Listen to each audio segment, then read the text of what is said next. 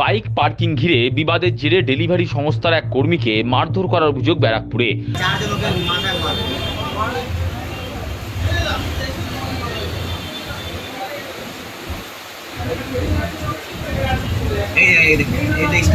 Bike parking ঘিরে বিবাদের জেরে ডেলিভারি সংস্থার এক কর্মীকে মারধর করার অভিযোগ উঠল ব্যারাকপুরে।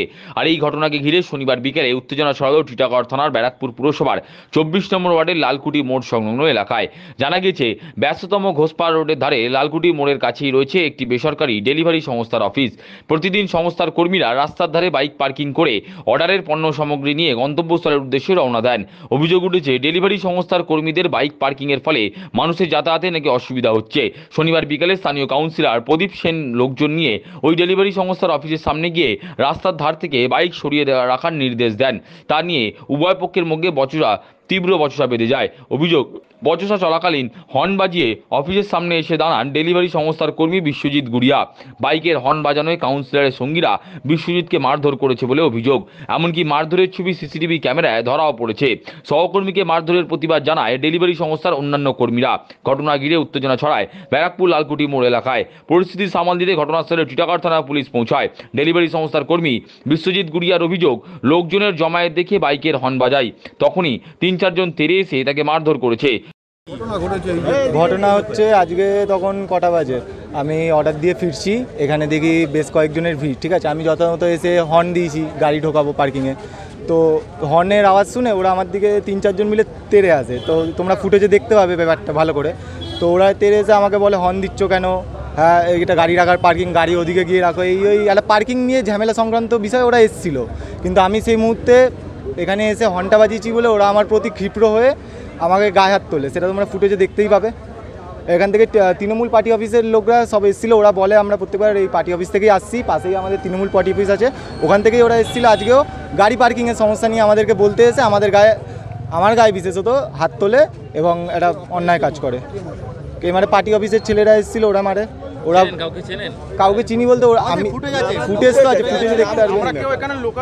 আমরা তো এখানে যথাযথ কাজ করতে আসি।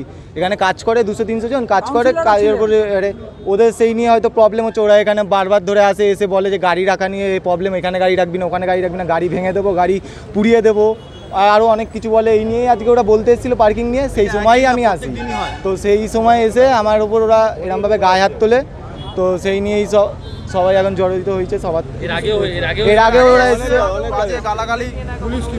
পুলিশ বলছে এই ব্যাপারটা নিয়ে আমরা কেস করলে ওরা ব্যাপারটা নিয়ে দেখবে, কমপ্লেন করবো। হ্যাঁ হ্যাঁ, আমাদের কাছে কোনো টাকা, আমরা তো রাইডার আছি। আমরা কি চাই? দেখো, আমি তো কোনো দোষ করিনি, আমরা এখানে খেটে খাই। তো আমি যখন এসে এখানে বাইকটায় হর্ন মেরেছি, তো ওদের উচিত হয়নি আমার গায়ে হাতটা দিয়ে এই কাজটা করার। তো ওরা যথাযথ ভুল করেছে।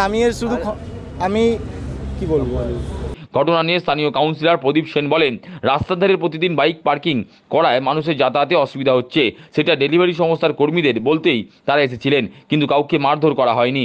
কিন্তু ঘটনা হলো, একটা বাইক অন্য জায়গা থেকে ওরা এসছে, ওখানে রাখা বাইক না, এসে একজনের পায়ে উঠে গেছে। উঠে যাওয়ার পরে আমরা ওকে আটকেছি যে ভাই, বলে আমি যাব, এত জায়গা আছে, তুমি কোন দিক দিয়ে যাবে?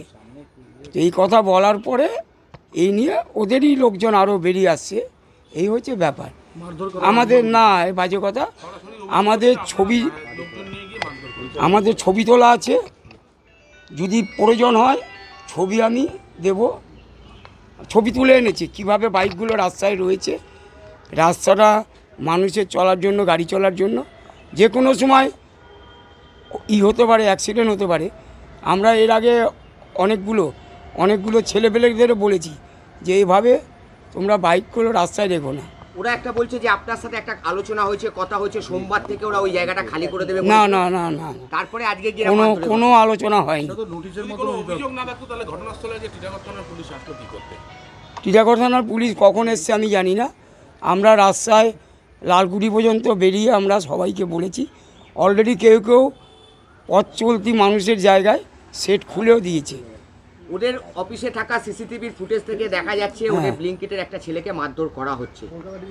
সেটা আমার চোখে পড়েনি। কিন্তু ওরা যেভাবে বাইক আটকে রেখেছে রাস্তায়, সে ছবিও আমার কাছে আছে, সেই ছবি আমি পাঠিয়ে দেবো।